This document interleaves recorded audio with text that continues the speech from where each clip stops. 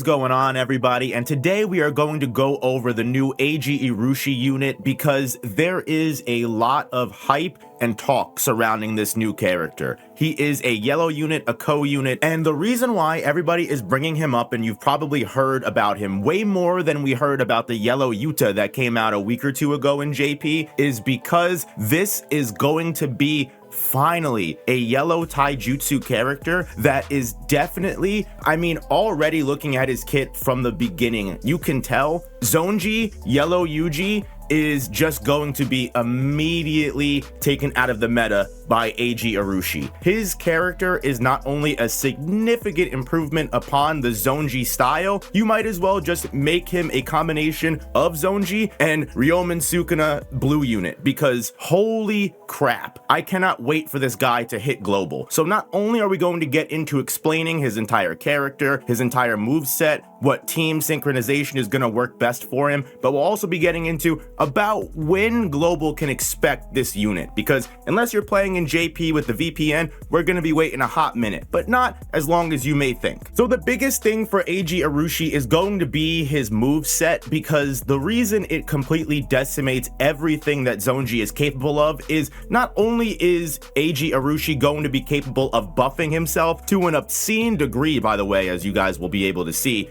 but the amount of different effects and auto skills that Eiji Urushi is going to be running makes him an absolute DPS of God unit. Now, if you're not familiar with Eiji Urushi, he is a new original character that was introduced in the very beginning chapter of the Cursed Prison Island arc. He is the warden of all of the prisoners in building number 1 of Cursed Prison Island. What we learn is, even though he's a prisoner himself, he acts like the main guard and warden, basically acting like a house slave, if you will, and he forces all of the other inmates to do forced labor and stay in line. Now, at first, looking at him, he seems like a brute who's very careless, but in reality, he's actually working with some of the people that are on Yuji and the protagonist's side secretly, which makes him a surprisingly sharp character, and he is actually a very loyal human being, despite the fact that he works as a house slave by night. And this is all because a certain person has shown him immense kindness. Most likely, I'm going to imagine this person is Ritsu Mitsufuji, who is the person that enlists Yuji into the Cursed Prison Island in the first place. But anyway, getting into Eiji Urushi's kit, his first skill is called Chain Mark, which deals 150% melee taijutsu damage to the selected enemy, which doesn't seem like a lot, but where it actually comes into play is with Eiji Urushi's curse technique that plays into the chain count auto skill. So for almost every single attack and skill that Eiji lands on an opponent, he's going to be able to increase that opponent's chain count. Skill 1 increases a chain count by 1, and skill 3 increases the chain count by 4. What this chain mark does, if you look at the auto skill here, is for one, for every single chain mark that's on an enemy, Eiji's critical hit rate is going to increase by 5%, up to the maximum of 30% with a 10 chain count. Almost every single one of Eiji's skills, as well as his counter skills, as we'll get into because he does have a counter mode that he's able to tap into, are going to be further empowered and buffed by every chain count that is on the enemy, which means the longer Eiji is in play and the longer you're able to set up certain things on bosses specifically, the more damage he's going to do. And once you actually take a look at just the amount of physical taijutsu damage his base skills are going to do, you are going to be surprised they even felt the need to give him extra buffs in the first place. As mentioned earlier, Eiji does have a counter state, which means if he gets attacked, he's going to be able to instantly counterattack the opponent that hits him. That is skill 2, Face Your Sin, which costs 15 cursed energy. And then his third skill will be Chain Declaration, which on a base level deals 200% melee damage to the selected enemy in 4 hits.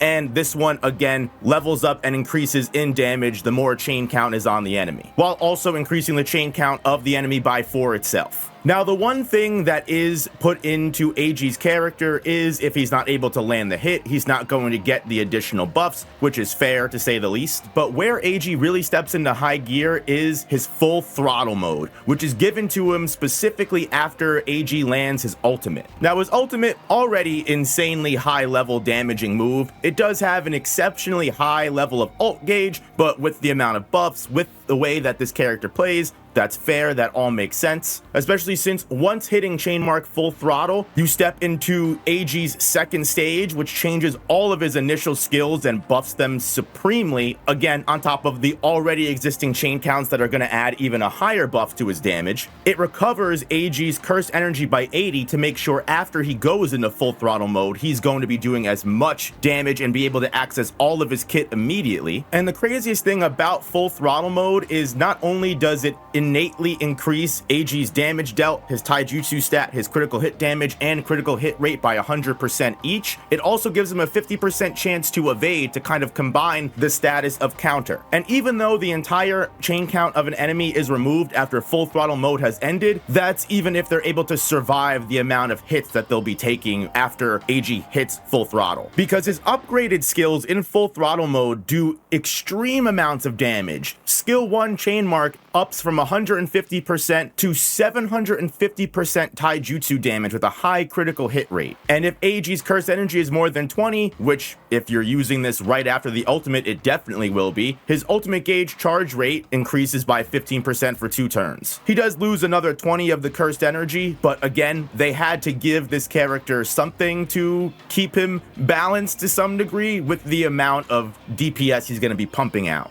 Skill 2, Face Your Sin, which is initially just able to put Eiji into counter mode, is now changed to an attack move that deals 800% melee damage to the selected enemy over the course of 4 hits, and still puts Eiji in the counter state for 2 turns. The taijutsu stat buff that he gets from this move also increases from 15% to 25%. And last but not least, the final upgrade to the skill Burning Rush moves it from a 200% melee damage move to an 840% melee damage move and increases the amount of hits from 4 to 6. This move will also increase Eiji's critical hit rate by another 30% for over 3 turns. If you're familiar with the game of Phantom Parade and you also have used a Zoneji unit and you're familiar with how to set him up perfectly in your team, you're gonna easily be able to see why Eiji might immediately peak and actually surpass what Zoneji has been able to do for the course of like almost 2 years now. With the combination of the amount of buffs, the amount of damage that Eiji's able to put out, as well as the insane auto skills that he have that work in tandem with the chain count on his enemies, he's got a counter state. Full throttle mode makes things even significantly more damaging, and Eiji also has things like his auto skill 3 chain mark ignition, where once a chain count is more than 10 on an opponent and all allies that perform their action, Eiji actually has an all enemy damaging 150% range jujutsu move that procs, and also debuffs the enemy by increasing their damage received for 2 turns by 15%, as well as their critical hit resistance by 15%. And it just fills Eiji's ultimate gauge again by another 60. Also, if Eiji successfully evades the enemy while he's not in full throttle mode, he's gonna get another buff to his critical hit rate by 30% over the course of 3 turns. And every time he hits a critical hit, his own damage dealt increases by 15%. Oh, and also, by the way, the moment he activates his ultimate skill, his co-damage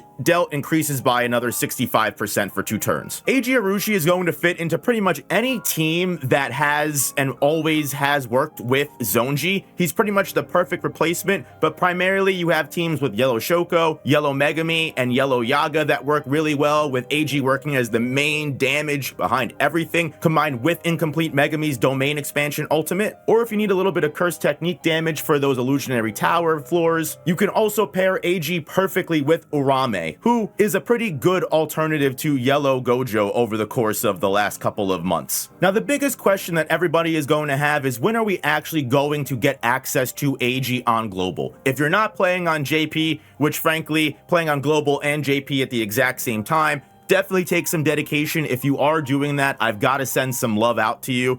I genuinely hope it is worth all of the time that it takes to play both of the games at the same time. But for those that are waiting on Global, we just got Eiji Urushi on JP for the date of April 14th. And this comes about 2 to 3 weeks after the drop of Yellow Yuta for the Culling Game anime drop as well. Now, to give you an idea, Eiji is also going to be dropping with Chapter 4 of the new original story. Right now, with where we are, we have Yellow Urame that is just about to go back into the rerun here, combined with the Cursed Object Exhibition map event. So to give you an idea, JP got this event and rerun around January 30th, 2026, which is about 2.5 months or so in between. We are about to get Chapter 3 Cursed Prison Island main story, most likely after this Orame rerun, and then in another 2 weeks we're going to get our Red Momo drop. So we are pretty effectively far off, and we have plenty of other characters to go. We've got Green Nanami, we've got Blue Yaga, and we still also have the Yellow Yuta to get through as well. So Global's gonna have to wait a little bit, but still it's important to know what's going on with these characters, because if you don't have Zoneji and you need a really good yellow physical unit, you know to start saving your cubes now. So I hope all of this information was helpful. If it was, please hit the like button, hit the hype button if you got some points, and subscribe to make sure you don't miss any future Phantom Parade news and information. And as always, I do stream on the No Operator channel main, Monday, Wednesday, Friday, 6 p.m. EST. And if you'd like to talk more Phantom Parade, feel free to join the Discord down in the link below. Peace, guys.